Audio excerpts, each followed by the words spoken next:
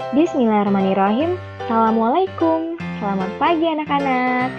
Kembali lagi di pembelajaran tematik bersama Budian. Hari ini kita sudah memasuki tema 2 subtema 2, yaitu mengenai manfaat energi. Sebelum kita mulai belajar, mari kita berdoa dulu ya. Dan jangan lupa disiapkan buku dan alat tulisnya.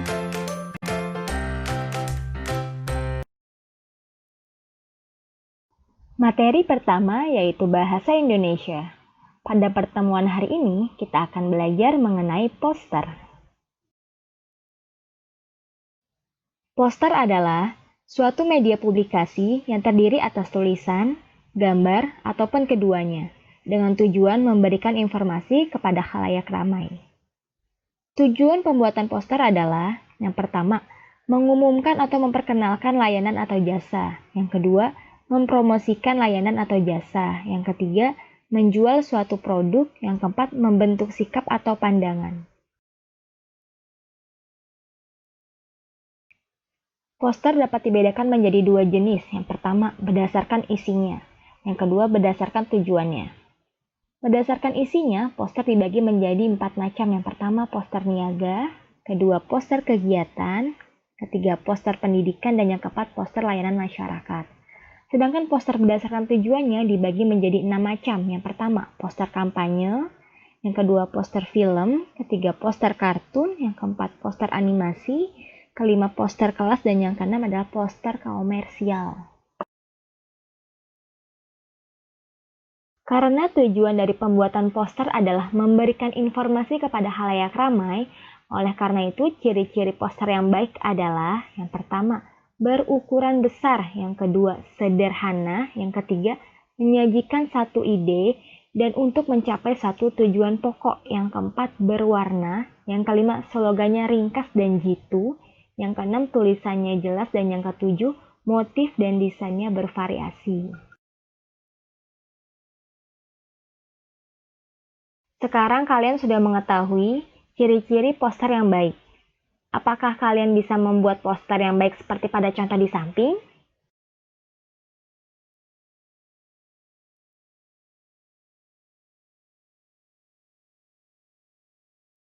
Materi kedua yaitu PPKN. Pada pertemuan hari ini, kita akan belajar mengenai kewajiban dan hak dalam penggunaan energi listrik.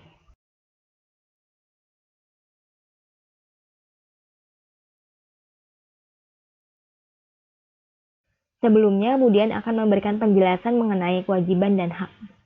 Kewajiban adalah sesuatu hal yang harus dilaksanakan atau dilakukan dengan penuh tanggung jawab. Sedangkan hak adalah sesuatu yang diperoleh setelah melaksanakan kewajiban, atau segala sesuatu yang harus didapatkan oleh setiap orang yang telah ada sejak lahir bahkan sebelum lahir. Sekarang kita lihat pada contoh gambar. Di sana ada kegiatan sebuah keluarga yang sedang memanfaatkan energi listrik di rumahnya. Hak mereka adalah mendapatkan fasilitas energi listrik dari negara, sehingga mereka dapat menonton TV atau melakukan kegiatan lainnya yang membutuhkan energi listrik. Tetapi, kewajiban mereka sebagai warga negara adalah menghemat energi listrik dengan cara mematikan benda-benda yang menggunakan energi listrik apabila sudah tidak digunakan lagi.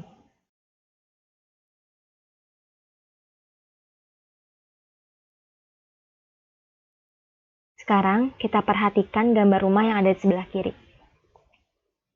Jika sudah, mari kita jawab pertanyaan yang ada di sebelah kanan ya. Pertanyaan pertama. Tuliskan ruangan yang boros listrik.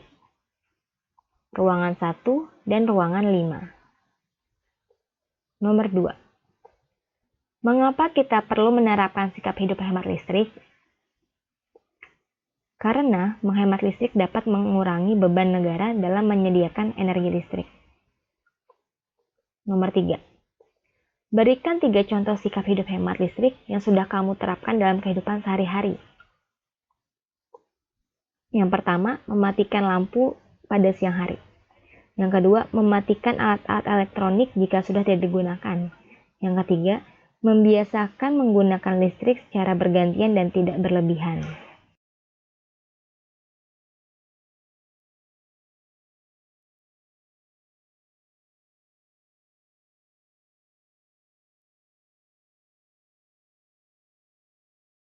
Contoh kedua adalah penggunaan energi listrik di dalam sekolah. Seorang siswa mempunyai kewajiban untuk merawat dan menjaga fasilitas sekolah. Sehingga ketika mereka sudah menjalankan kewajibannya, mereka akan mendapatkan haknya, yaitu menggunakan fasilitas sekolah. Seperti contoh, menyalakan lampu ketika keadaan di dalam kelas gelap, menyalakan AC atau kipas angin ketika di dalam kelas panas. Dengan mengetahui kewajiban dan hak setiap warga sekolah, segala sesuatu akan berjalan dengan tertib dan teratur. Materi ketiga yaitu IPS. Pada pertemuan hari ini kita akan belajar mengenai persebaran sumber daya alam di Indonesia melalui peta. Pada gambar di sebelah kiri adalah contoh peta Indonesia. Peta adalah gambaran permukaan bumi yang digambar pada permukaan datar dan diperkecil dengan skala tertentu yang juga dilengkapi simbol sebagai penjelas. Fungsi peta yang pertama, menunjukkan posisi atau lokasi di permukaan bumi. Yang kedua, menggambarkan bentuk-bentuk permukaan bumi. Yang ketiga, memberikan data tentang potensi suatu daerah. Yang keempat, memperlihatkan ukuran luas daerah dan jarak-jarak di antara permukaan bumi.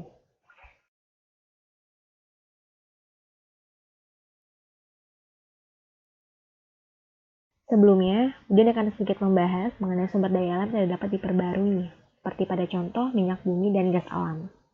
Minyak bumi adalah sumber daya alam yang didapatkan dari bagian kerak bumi melalui penambangan atau kilang minyak. Sedangkan gas alam adalah sumber daya alam yang dihasilkan dari fosil tanaman dan hewan yang terkubur dalam tanah selama jutaan tahun.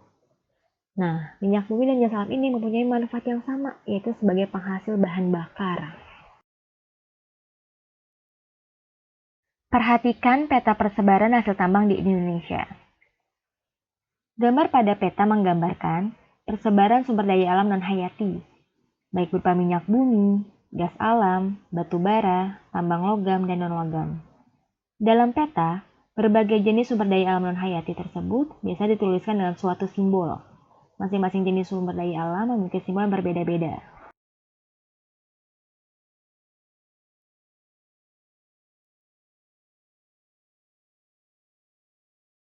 Materi keempat yaitu SPDP. Pada pertemuan hari ini kita akan belajar mengenai lagu Aku Anak Indonesia, nada, dan notasi angka.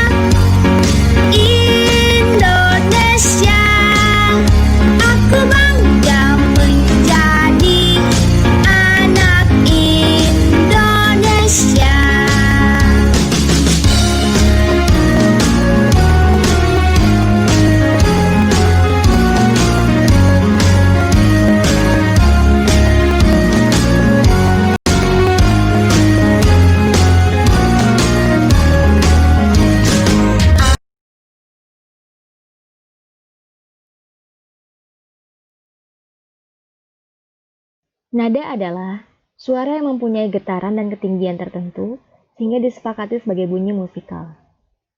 Penulisan nada ada dua macam. Yang pertama, notasi angka atau not angka. Yang kedua, notasi balok atau not balok.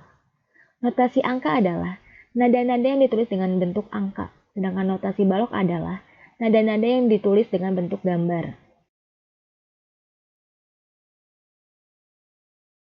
Pada pertemuan sebelumnya, kita sudah belajar mengenai notasi angka. Apabila titiknya di bawah, itu mengartikan nada rendah. Di ada titik, mengartikan nada sedang. Ada titik di atas, mengartikan nada tinggi. Angka 0 di sini adalah untuk tanda diam atau istirahat. Angka 1 dibacanya do, angka 2 dibacanya re, angka 3 dibacanya mi, angka 4 dibacanya fa, angka 5 dibacanya sol, angka 6 dibacanya la, dan angka 7 dibacanya si. Dari angka 1 ke 7, itu tingkat ketinggiannya makin meningkat.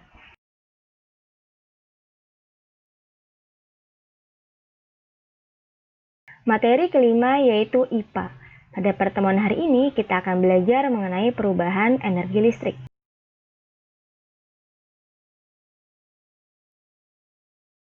Macam-macam perubahan energi listrik. Yang pertama, energi listrik berubah menjadi energi cahaya. Yang kedua, energi listrik berubah menjadi energi panas atau kalor. Yang ketiga, energi listrik berubah menjadi energi gerak. Dan yang keempat, energi listrik berubah menjadi energi bunyi.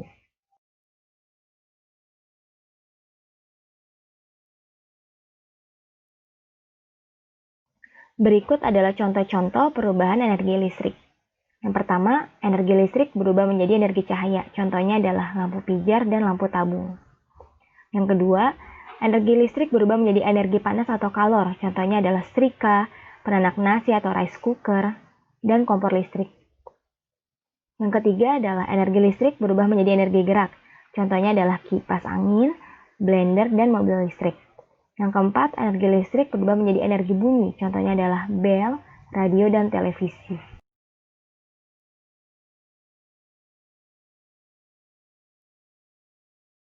Terima kasih karena sudah menyimak pembelajaran pada hari ini. Tetap jaga kesehatan, tetap semangat belajar dari rumah. Sampai bertemu di pertemuan selanjutnya. Wassalamualaikum warahmatullahi wabarakatuh.